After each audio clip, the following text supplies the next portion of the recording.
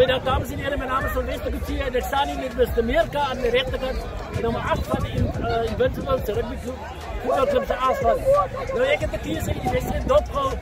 En ik heb definitief gezien dat mijn man of the match van hierdie game is niemand anders als Mr. Mirka is. Mr. Mirka, hoe en wat is hier gebeurd vandaag? Die indrukken. Ik wil eerst wil ik het de vader zien. Voor de taal wat ik wil die gebied die dus elke naweek dat talent het toen stel wij dat is het wat achter ons staat zonder hulp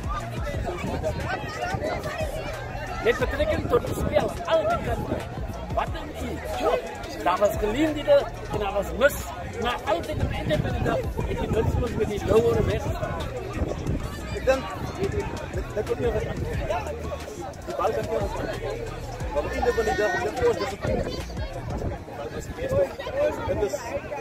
het is wat absoluut. In termen van die vaste facetten, ik zie die verdedigen, die vaste facetten.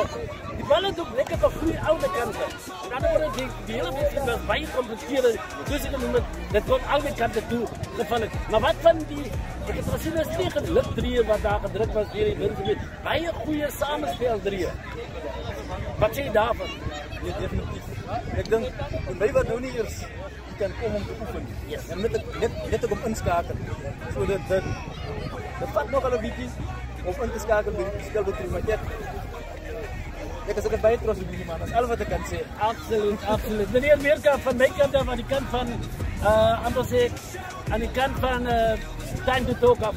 Als de mening van die mensen zit, dat is een goede gebaar wat ik hier wil geven. En ik wil jullie sweater aan je geven van Time to Talk, met complimenten van Time to Talk. Ik ga het nou weer opmaken.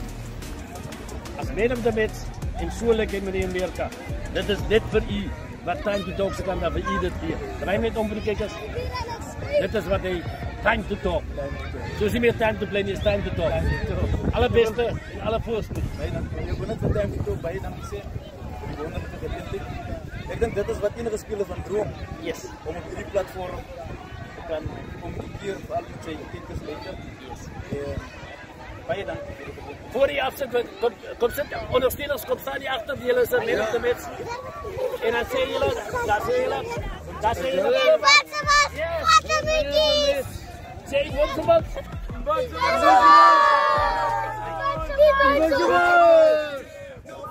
ze wat?